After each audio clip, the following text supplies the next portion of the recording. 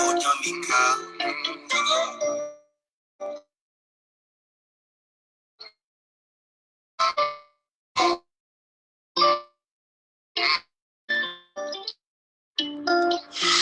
ain't truth, I ain't holding back. This ain't no bluff.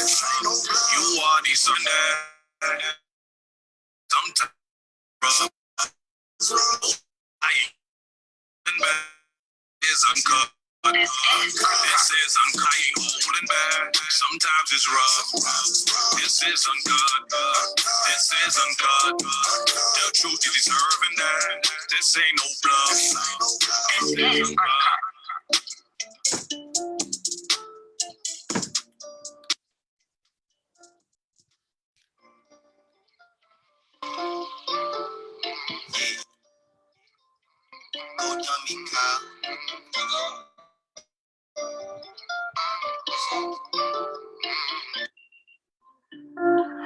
This is uncut. Can't get enough. The truth I ain't holding back. This ain't no bluff. You are deserving that. Sometimes it's rough. No, I ain't holding back. Cause this is uncut. This is uncut. This is uncut. No, I ain't holding back. Sometimes it's rough. This is uncut. This is uncut. The truth you deserving that. This ain't no bluff.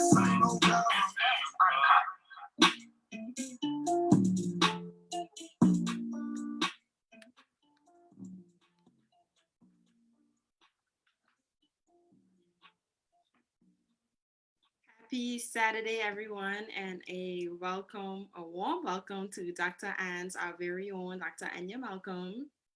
We thank you for joining us today. And today we're going to speak about protecting your mental health always. Welcome, Dr. Anya. Hi, thanks for having me today. Hope you're well. Go ahead. Sorry. No, go ahead. You're good. No, I believe you would want me to introduce myself a little bit. Yes, go ahead. There's out there. So yes, I am Dr. Malcolm Gibbs, commonly known as Dr. Ants. I am a native of the Turks and Caicos Islands. I was born right in Grand Turk, and I was raised right here in Providencia Islands. I like to boast about my public schooling. I was a student at Uncut Primary Schools, where I got my primary education before moving on to Clement Howell High School, where I graduated. And then my beautiful government afforded me a scholarship to pursue further education. I received my bachelor's degree from Howard University in Washington, D.C., before moving on to the American School for Professional Psychology, where I received my master's degree and my doctoral degree in clinical psychologist. And at the age of 27, I moved back here to the Turks and Caicos Islands, where I have been employed with the Department of Mental Health and Substance Dependence. So next time will give me 5 years, and I'm really happy about that. Really to see the years just kind of flew by. I didn't really feel it. I guess it really like amazing to see how fast the years went. And then, so I'm there currently, and I am a clinical psychologist there, where I see children, teenagers. I do group therapy, I do assessments, I do consultations. Besides that, more recently, since the pandemic started, I have joined with Drs. Perry and Dr. Ewing at their medical practice, where I offer the same psychological services, but privately. And also, I guess besides my professional career, I am a mom of 3. I have a soon-to-be 2-year-old, a 4-year-old, and a 10-year-old. And I also am a wife to Richard Gibbs. And that pretty much sums up who I am, I hope.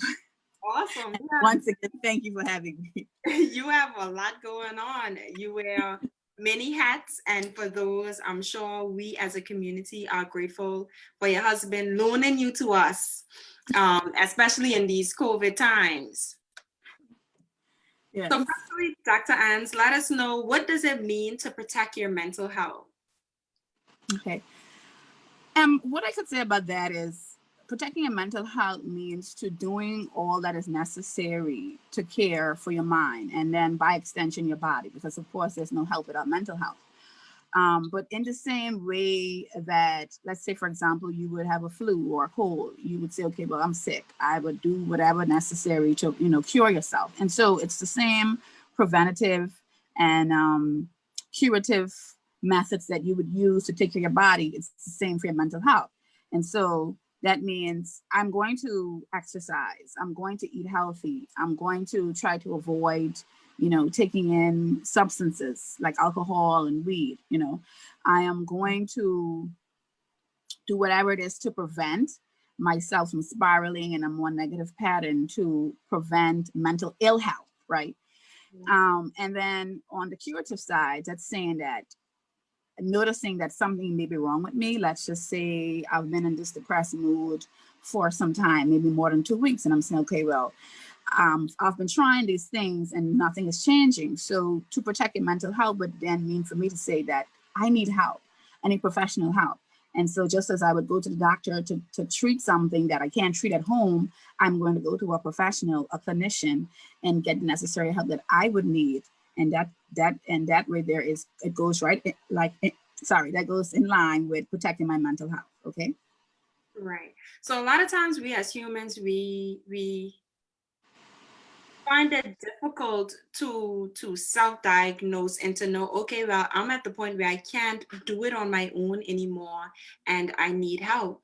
And Mhm. so we as a community or as a country tend to think those persons who need mental health are only those who exhibit severe symptoms of mental illness, such as symptoms of schizophrenia or bipolar disorder or all of these different things. But what are some of the milder mental conditions? I don't even know if to term it as conditions that you can seek help for. Well, first of all, you brought up a really good point, and that is the fact that when you hear about mental health treatment, your mind just goes to, oh, that person has to be crazy. Right. And as a culture, as a community, we sort of stigmatize it in that way because we sort of like equate mental health treatment with those more severe psychiatric disorders such as schizophrenia. And for those who may not know, schizophrenia has to do with, more or less hallucinations and delusions. So that's more of the seeing things, the hearing things, and like, okay, that person's crazy, because that's how we label them. And so we just think that if I don't have those more severe symptoms, then I'm not crazy, then I shouldn't go to help. I mean, go and get help. Right. And also as a Black community, as a country that is primarily Black, we always equate that and say, well, that's a white people thing. Right. That's the same all around the world. And even working in the DMV and DC, Maryland, and Virginia, and working more with Black communities, it was the same there. But just to go back and answer your question, it doesn't have to be, those severe mental health disorders. It could just simply be that I need someone to talk to, first of all. What we don't realize is that there are people out there that are lonely. They don't have a partner. They don't have siblings. Maybe their parents have passed. They don't have trusted people that they can go to. And then we also, as a community, we tend to judge because some people, they Right. won't find to say, hey, well, I've been feeling depressed. And then they're wondering, well, how will take that? Like, will she accept it? Will she judge me? Especially for men.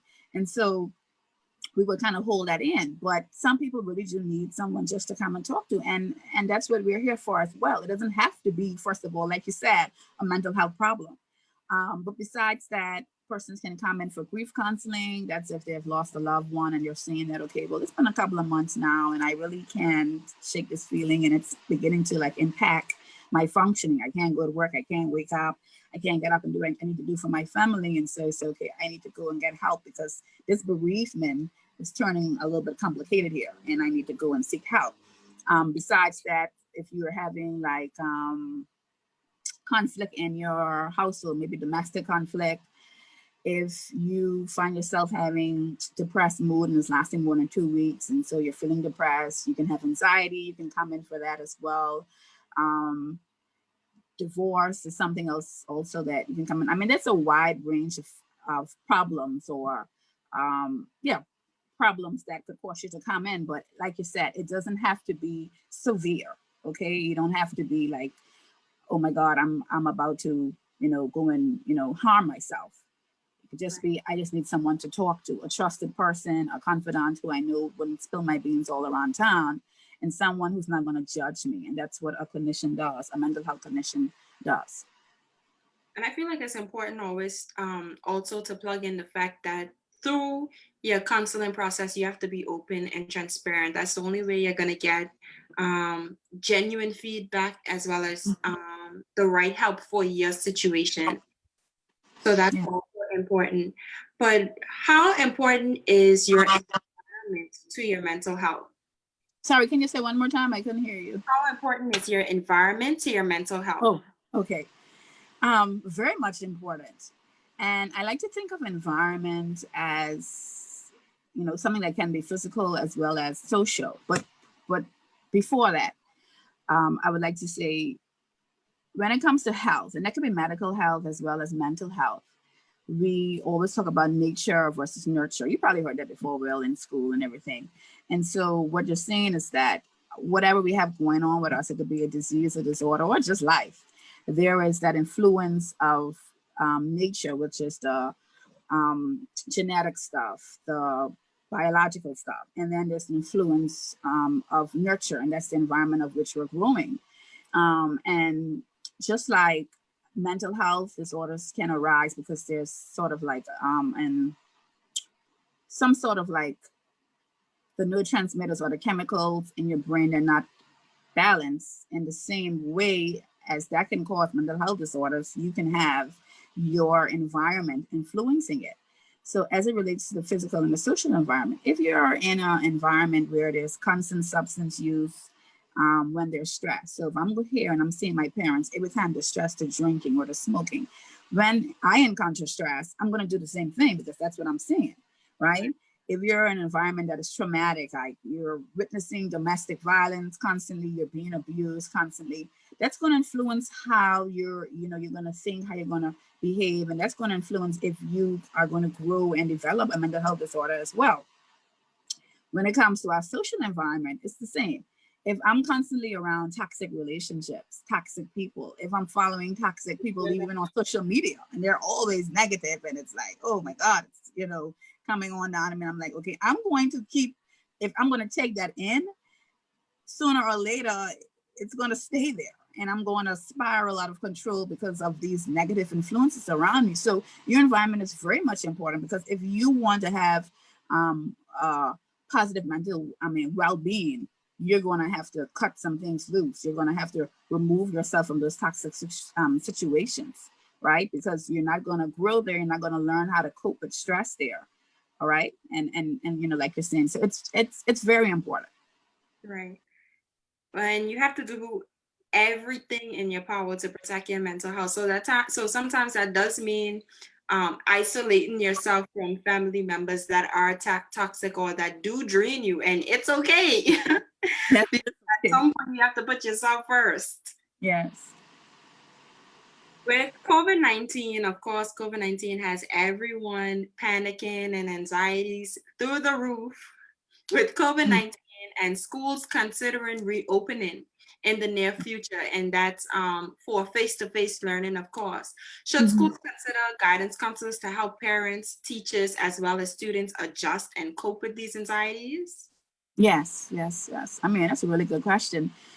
Parents, teachers, I mean, I'm a parent, like I told you, parent, teachers, and students, we're all like, what's going on? This new normal, this is something else, I can tell you. And so, yes, we will need persons, or probably more counselors. And I want to talk about the counselors especially because I know the public schools, they have mental health counselors, they have guidance counselors, right? And then we have social welfare, they have their counselors as well as our department. But like you're saying, for the schools, they will need it.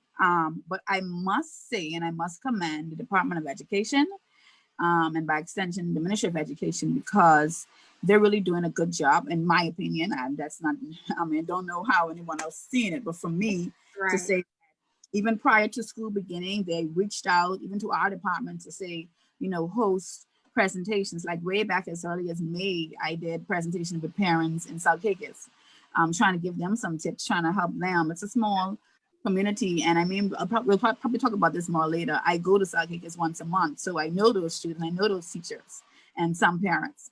But beyond that, this past week, I did presentations with the teachers, the primary school teachers all across Turks and Caicos Islands. And I think it was like 100 and something all together it was 50 something, 186 something the next day. So, and that came from the Department of Education. They reached out and said, hey, we need sessions for our teachers because of course they're struggling too. And a lot of time we put a lot of pressure on them. We're expecting them to know it all. Hey, this is COVID-19. This is virtual school and you have to know everything. No, they don't.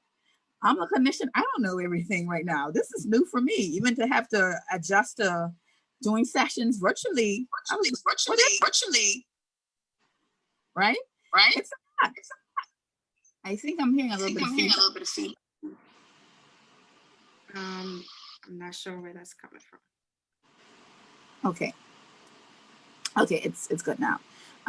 And so like you're saying, they will need counselors, especially for those private schools. I know that many private schools don't possess guidance counselors. And so they'll probably have to go out of their way to probably find someone, or maybe that teacher who can take a course or who in some way can be able to, host extra sessions with the teachers, with the parents, with the students. I should also say that even as recently as Thursday, my son's school had a PTA meeting, and because they're a private school, they invited a guidance counselor from one of the public schools to do a presentation to us as parents, helping us to kind of adjust to the new normal, giving us strategies to use to cope.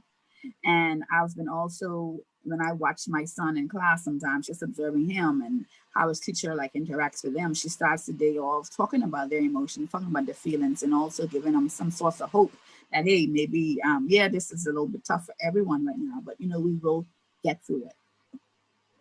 That's definitely needed because especially at those younger ages, of course, they want to see their friends and they want to go to class. Well, even the older kids, I'm sure, miss their friends.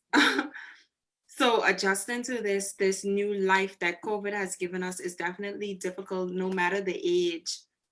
And just a question on that, has your office seen a spike in clients due to COVID-19? Yes, we did. And I mean, I want to say unfortunately, but no, it's not unfortunately, it's good. What COVID-19 did in some ways, it sort of exacerbated whatever symptoms of mental health problems that persons had. And so it's forcing them to come in for help. But on the other end, I think when you have a chance to sit with your feelings and your thoughts, there's nowhere to go. You can't go to the bar. You can't drink it all away. You have to sit and face those realities. What happens is that a lot of persons have noticed that, hey, maybe I do need some help. And I must commend millennials, because even for me, I see mostly children, but since this pandemic, I've seen a lot of my peers are coming in. And I don't know if that's because we have more of a greater presence on social media. I know a lot of persons are trying to normalize that it's okay to seek help. And so when I saw the spike in those, my age group coming in, I'm like, okay, this is heading in the right direction. I want to believe that we are the change that we want to see. And so if we're going to destigmatize mental health, it's us. We are the ones that have to say, hey, I go to therapy and that's okay. And I would like to say so too, even for me, myself as a clinician, I have my own person that I talk to as well. And she's a clinician that I went to school with her, my colleague. When I have my things, I go to her. She's a doctor and it's okay. Sorry. Yeah, everyone knows that it's okay to seek help, because me, myself, I've been very open with my process and with my experience. And I do see a counselor. I'm very open with who I see. So I see Dr. Prince. And I feel as if when persons open up more about mental health and about seeking help with mental health, it normalizes it, because a lot of people look at face value and think that, oh, she has everything together and she has nothing to worry about and everything's good. So hopefully someone will gain the courage once you open up and say, hey, look, like I see someone, and a lot of people don't feel comfortable with saying who they see or whatever the case may be, and that is absolutely fine. Mm-hmm. But for me, I'm very open and I'm very comfortable with it, and I just hope that others will use it to build courage and say, okay, well, I've been struggling with this problem for such and such a time, and now it's time for me to just go in and see someone and find someone that you're comfortable with. And once you're comfortable with that person, then you know that you're good to go and you're able to open up freely so that you can receive the help openly that you need. Yes. Good. Thank you. Thank you for that. Thank you for encouraging us. And what can we as a community do to normalize mental health or even assist with our mental health problems here within TCI? Okay. I believe that it requires a sort of mindset shift. We as a country, as a community, sometimes we like to preach it and say, okay, we are in this together. We want to help. Come to us if you need help. But, do we really mean that? I know I've heard some persons can say, like, when someone asks them, okay, as simple as how you're doing, they don't really want to answer it. Or they say, oh, I'm fine. But behind the scenes, not fine. Because do we really take the time out to listen to what the person has to say? Like, suppose you were to ask me that, and then I'm like, no, But I'm not. some people Sorry? just ask doing just as because it's conversation and as Yeah. a norm. I have a coworker that I work closely with, and sometimes she'll be like, how you doing? And I'll say, I'm good. And she'll be like, no, how you really doing? Yeah. And I'm guilty of that too, because sometimes in the supermarket, they're like, hey, Anya, and I'm like, hey, girl, you all right? And then I just keep moving along in the aisle, not waiting to hear, okay, how is this person really doing? And I think that has to change. We have to change our mindset and saying, okay, I actually want to know how you're doing. I actually want to listen to you, because like I said before, some persons are suffering in silence. They don't have someone to listen to. And so you don't know, by you saying hello, by you listening, might just be the person that came and changed. Suppose that person had on their mind, hey, I'm going to go home and I'm going to, kill myself. I'm going to just stop it all today. And by you staying there and listening to them, that could have been the change. I want to even go a little bit further and say, as a country, and this goes back to what we just discussed, we have to kind of destigmatize what it is to seek help. We have to be more encouraging. We have to say to my friend, because I mean, it's good gossip sometimes to listen and say, she got this going on, this and this going on. But it has to move away from that. And it has to get to the point where you're saying, I've been hearing you talking about the same thing for a while now. It's really frustrating you. It's getting to the point where I don't know how else I can help you. I'm listening to you, but I think you need professional help. That may include you going to the church to your pastor. I don't know. But you need to, seek help. And seeking help and telling them to seek help may also mean I can go with you. I can make the appointment. Maybe I know Dr. Ans. Maybe I know Dr. Prince. I can go and call them and make an appointment for you. I can even drop you there if you need a ride or you need that sort of support. And I think we have to get away from our screens and saying, oh, I'm praying for you, I'm caring for you. Get away from our phones and just, giving that superficial love and care, and to say, hey, I really want to help you. I really want to listen, not to judge you, but to listen. I really want you to get the help that you need. And I'm going to go to great lengths to help you to get that. And I think that's what we as a country need to do. I think social media has just desensitized us so much as humans. We've lost that human touch and care. Where even if you hear something happen to someone, you post on their page, hey, I'm praying for you, instead of you messaging that person directly, or even picking up the phone and calling that person and saying, hey, look, I'm here for you, I'm praying for you, because sometimes that personal touch makes a huge difference as opposed to social media to do. Yes. And I think we have to change that. And I mean, I can say again, I'm guilty of it sometimes as well. but we have to move away from that. And like you're saying, like just reach out to the person one-on-one. Hey, I'm really concerned and I want to help, and how can I help? And I think Right. that's where the change needs to happen. So Sam Williams says a good support system is critical but lacking. You are simply ruled out as crazy or weird. And that's where the stigma has to stop. Yes, yes, Because you're not crazy for wanting to seek help. You're actually brave, you're actually smart, you're actually saving your own life and you don't even know it. yeah. Because a lot of times we reach our breaking point and we don't know it's our breaking point until we reach it. Hmm. Yes. So sometimes you have to get help before you even reach to that place.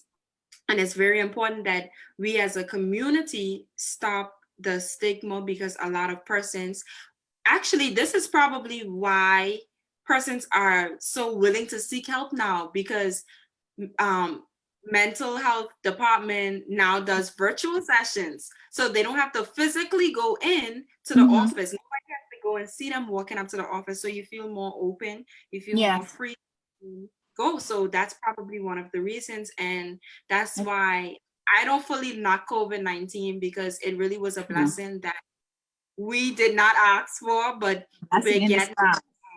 right. Definitely. So I'm just grateful for COVID-19 because it's given so many people courage. And Ms. Cox asks, Dr. Ans, do you think COVID-19 will extradite the mindset shift within the Caribbean to seek help with mental health disorder? I think it will, and especially if it's prolonged, it continues on, because there's no end in sight, at least what I can see. And I tend to be a more realistic person, and I can say that I don't know what's going to be January that we're going to go back to school. I also like to think about the hierarchy of needs, and there's a psychologist known as Master that talked about it, right? And at the base of that hierarchy, we have those sort of personal needs like food and water and different things like that. Um, as this pandemic continues, if there's a loss of jobs, if the economy shuts down, I don't know what's going to happen, right? We will be in a state of panic. And so you can't really focus on, you know, we can't really focus on, I guess, business or trying to like improve yourself, like self-improvement, if we don't have those basic needs, being met. And that's going to tie back into our mental health, because you're going to say, hey, I need to go and see someone because I'm going to go crazy just trying to find food. Right. Sitting here, I can't go to work, I can't go out, I can't do things that I've been used, to doing. I like to think of our children too. I like to think of as our kids as being really resilient, but this is even challenging our children. Because I even heard one of my son's classmates, he's like, when can they come to school and do school? And I'm like, poor baby. And his principal had to say, we can't go to school. And I don't think it registered to him as yet, despite them being 10 years old. It's challenging. And so, yes, I think that is going to happen, and that will drive a lot of more people to come into the office. And I can tell you from our on our end, we are seeing, like you said, a spike in cases, and I know it's going to increase. It is. One thing that I'm grateful for is the younger kids. This is literally their new norm. Whereas we're trying to force the adults to realize that this is the norm, the little Mhm. kids, this is their norm now. Because sometimes when I get my daughter dressed and she see me with my mask on, she'll say, "Mommy, where's my mask?" Like, to her, this is normal. So that tender age, they are now going to see the world differently and experience the world differently. And it's probably to their benefit, because I know for me as a person, like, I'm never going back to washing my hands 2 to 3 times a day. Like, COVID-19 had me so paranoid. I don't Yes. think I'm ever back there. What are some of the coping mechanisms we can adopt to cope with COVID-19? Okay. This has been preached across the board, and not just here from our department, but all across the world. Okay. So what the WHO is recommending, and what I'm recommending as well, right? The first would be to be able to limit your exposure to negative social media, negative media that's surrounding COVID-19. For example, I was one of those persons who waited up every night to see the dashboard. Every night. It'll be midnight. Remember, think back then, it came out at midnight. Right. And this is my kid sleeping, and I'm on my phone, like, Lord, where the dashboard coming? And then it come, and then I don't know what happened, but it keep coming later and later. I'm because I'm going to be up 5 a.m. waiting on the dashboard to come, and we're asleep. And so I had to limit, I had to stop that, because what I found is that if the numbers go up, what is that going to change for me? Nothing. I still have to wash my hands, I have to wear my mask, I have to protect my household. And so that led me to rely more on the serenity prayer in terms of accepting what I can't, what I can control, and praying, for what I can. And so the dashboard is one of those things that I cannot control. And so I had to just make up my mind to say, I'm not going to look at this dashboard. If it comes out, it comes out. And so you should do the same. Don't spend your day looking online. Oh, what are they saying now about the vaccine? Because it pops up sometimes on my phone as well. It's only going to create more fear and worry, in you. Another thing would be to keep active. I can say that the pandemic has been a blessing for me, and in terms of exercising and changing my diet. I've lost a lot of weight, and I'm happy about it. Really good. I must compliment you. Thank you. It was more of a lifestyle and a mindset shift, because I don't, what happened, what actually changed me. I think it was in May, no, prior to, there was a press conference, and the premier, I don't know who came on, they were like, we're going to extend the curfew. And I had a tub of ice cream. And I was eating this. I love ice cream. That's my guilty pleasure. And I sat there. I'm like, geez, Lord, I already put on weight, and the curfew is going to extend. And me, I'm one of those persons that when I'm stressed, I eat. And I said, this is not going to be good. It's not going to end well, because they're going to keep coming back and extending this curfew, and I'm going to eat more ice cream. I would buy an ice cream every day if I could. That's how much I love it. And so I had to say, no, this is a chance for me. I don't have to go to work. I mean, I can go out on the road. I can walk. We have a lot of gym sort of machines in our house, and I can change how I eat, because I like to do natural juices. And so what I'm telling you is that get outside. You can go to the beach. You can exercise. You can go for walks. You can meditate. You can participate in breathing exercises. That helps. That getting active. It boosts your mind as well.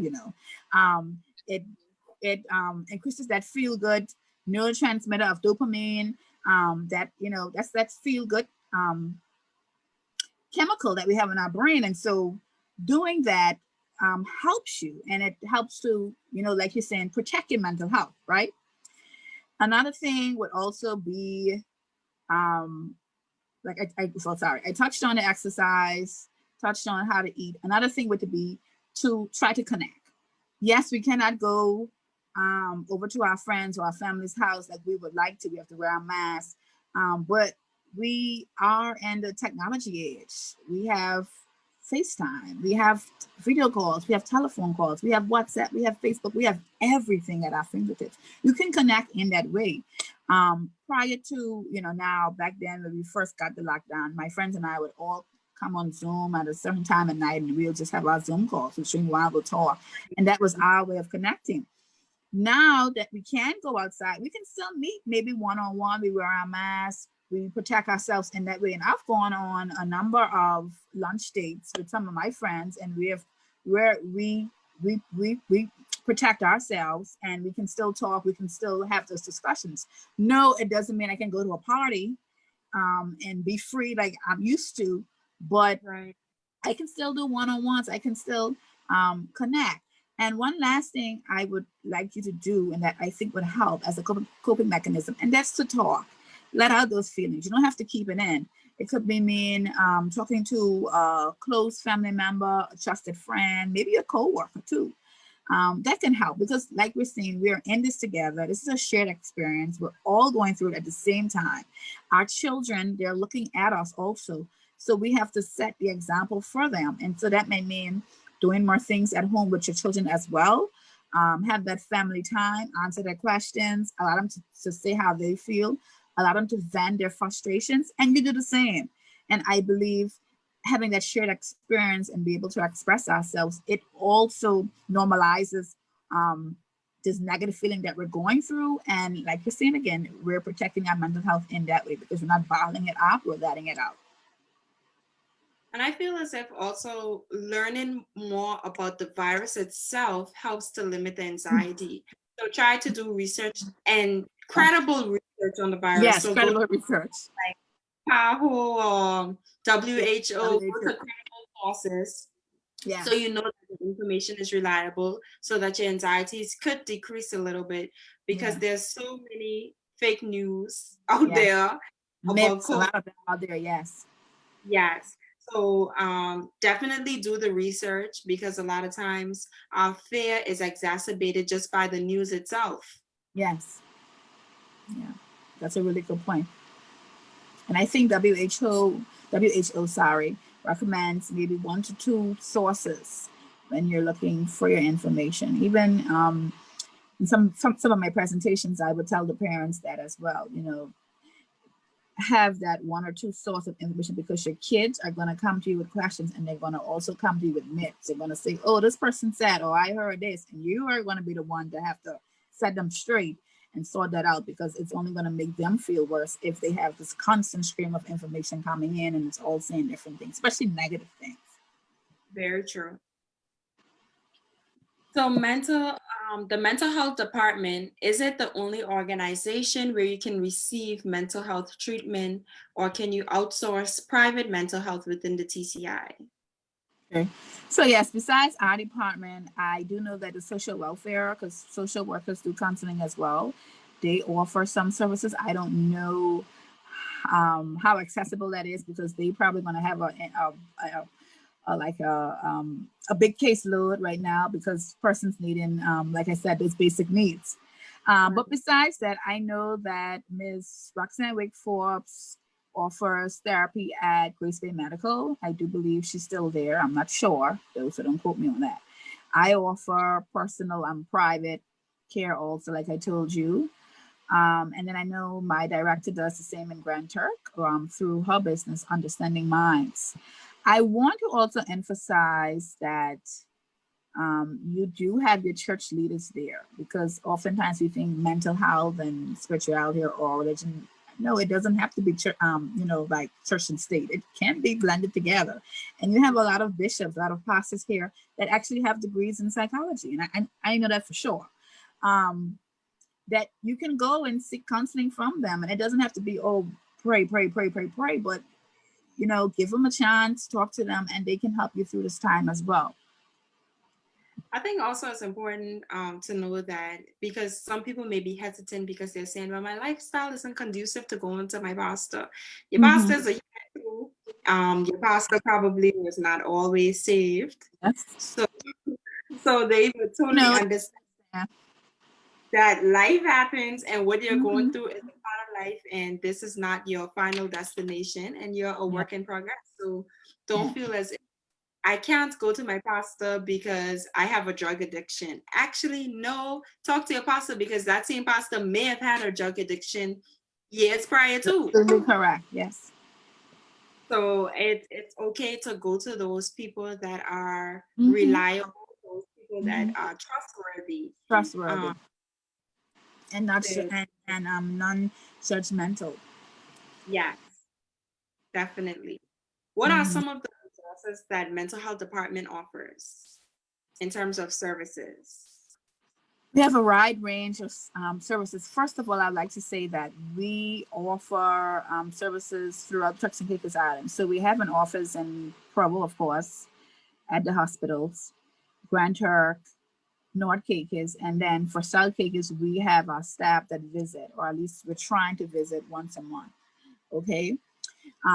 But we offer therapy, and so that's family therapy, one-on-one, group therapy, because I know that we also go into the schools. We do some of our team go into the prison and they do like anger management there. We also do consultations, presentations, community outreach work. We partner with those that are doing health fairs. We try to be there for that as well. And of course, we do psychological assessments. We get a lot of referrals, a lot of requests from the courts, from social welfare, from the Department of Education. And so we do psychological assessments for those departments. I Our think, services free go of ahead. charge with the mental health department. Yes, and I want to commend the government for keeping it free, because you don't really find that in No. many countries. And I must boast about it because Turks Caicos has 3 clinical psychologists. That's persons with the doctoral degree in clinical psychology. And all 3 are employed with the Department of Mental Health. Okay, so the government is paying the bill for you to come free, because in somewhere else in parts of the world, you're going to pay upwards of $100 and something per session. And you have quality care, and it's absolutely free. So that's Big advantage. advantage. Yes, trust me, that's an advantage, especially in these times. You have the care right there for free. I think you answered one of the questions that I had already. Do you need to be referred by another government agency, or can you sign yourself up? But I think through conversation that everyone would have realized that you can literally reach out by email, Yes. by phone, and just sign yourself up. You don't need Yeah. a court order to get mental health.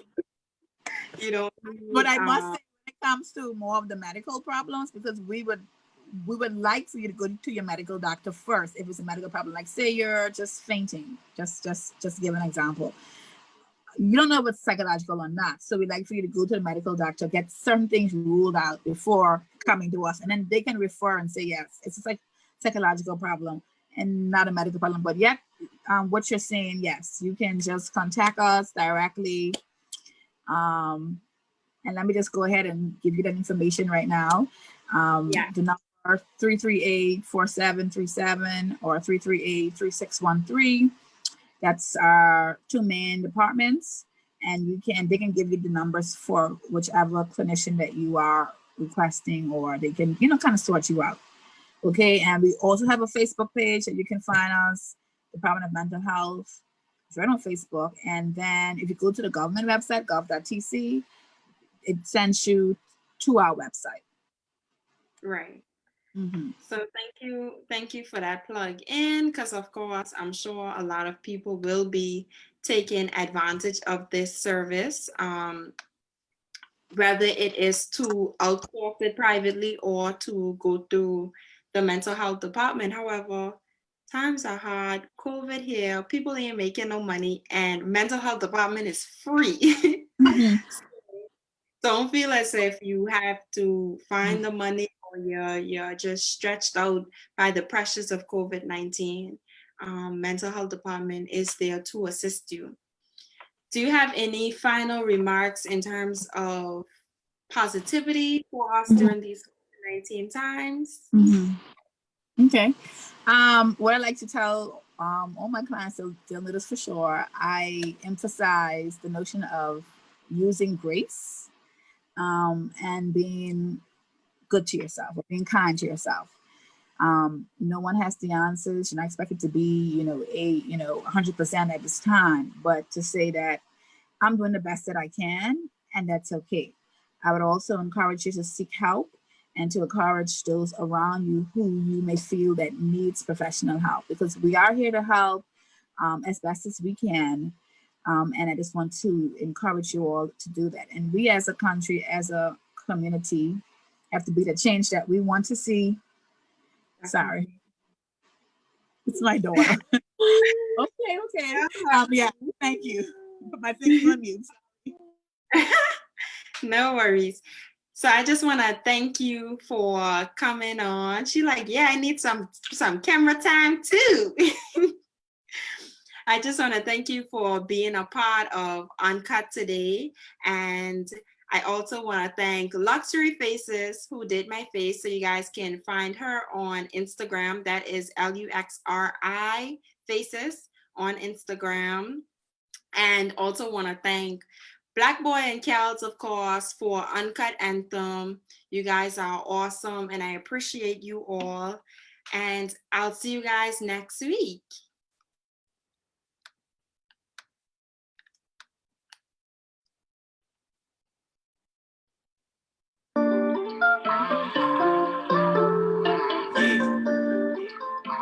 Go dummy cop.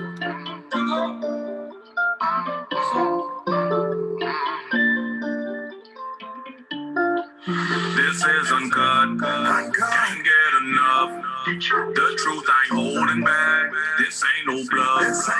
You are deserving that. Sometimes it's rough. No, I ain't holding back. Cause this is uncut. This is uncut. This is uncut. No, I ain't holding back. Sometimes it's rough. This is uncut. This is uncut. The truth, you deserving that. This ain't no bluff.